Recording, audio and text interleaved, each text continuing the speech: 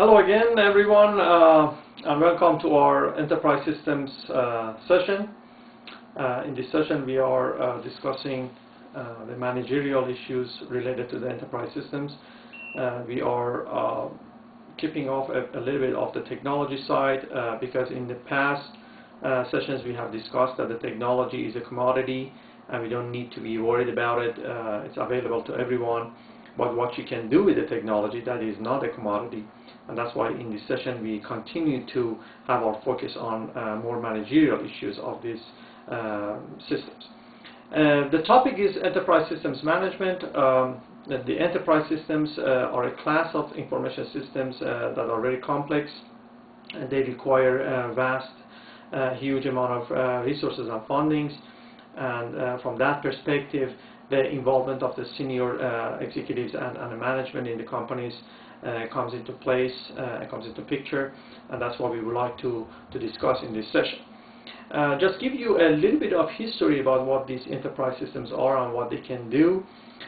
Historically, the departments within the companies, they had basically developed their own information systems. For example, the marketing department has its own information system, the operation department has its own, finance department has its own, accounting department has its own, human resources has its own. But one big problem was that the companies did not have access to a single version of the truth. And the single version of the truth was referring to, or is referring to, having access to one data point that indicates a real-world object or entity.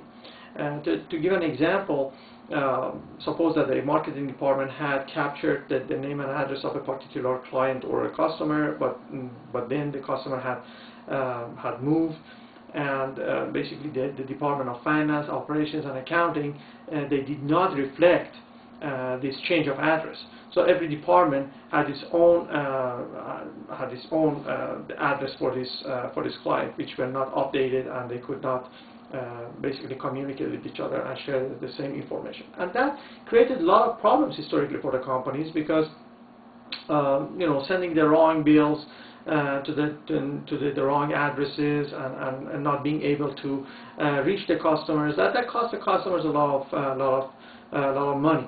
But also internally, having this flow of information was not facilitated, and the departments that they needed a certain data to design marketing campaigns or finance strategies and improving their operations, they could not access a particular set of data that was available in the information system in other departments, and so there was a kind of lack of data, and it was not an efficient and effective way of doing the business.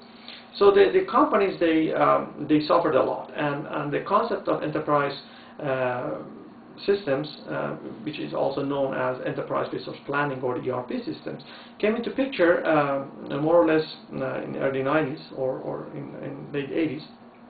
That to create an infrastructure and get rid of all these islands of information, these isolated departmental information systems, and create a one single centralized enterprise system that spans throughout the whole organization, and all these departments that they just can tap to a single source for the data and information needs.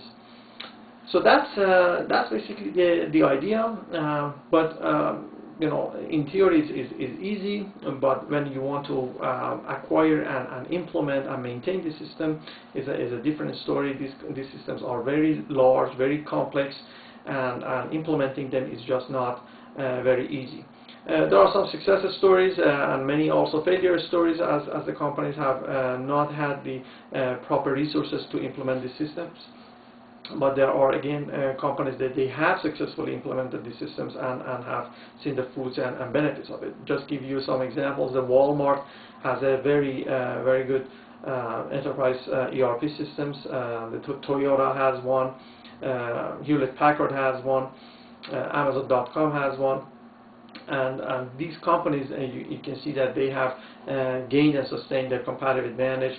And one of the reasons, of course, is to having a very good enterprise systems in place. Later on, also, more ideas emerged based on these ERP systems like supply chain management, customer relationship management, and the business intelligence systems that they also run on these enterprise systems to provide the companies with their different functionalities and information they need to improve and run a competitive operations.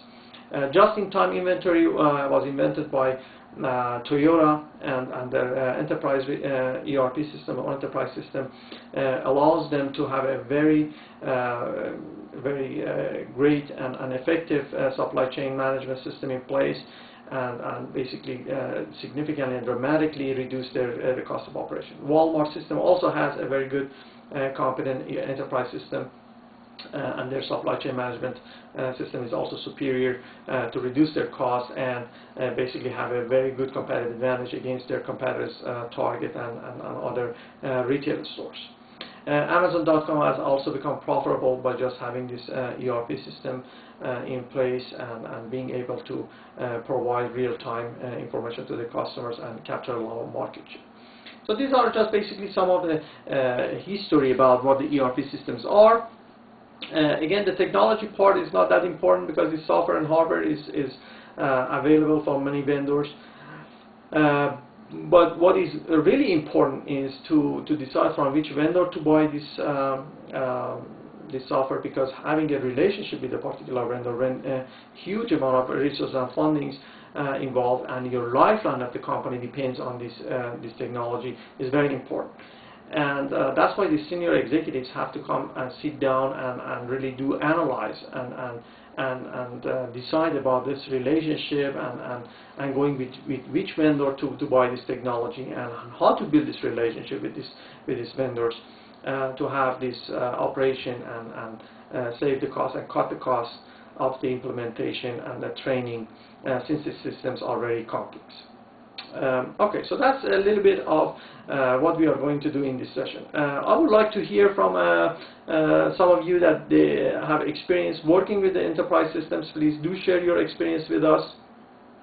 Also, we discuss a case, and I'd like you to prepare for the case and actively come and discuss it with us as what you think about the implications of the enterprise systems within the organization.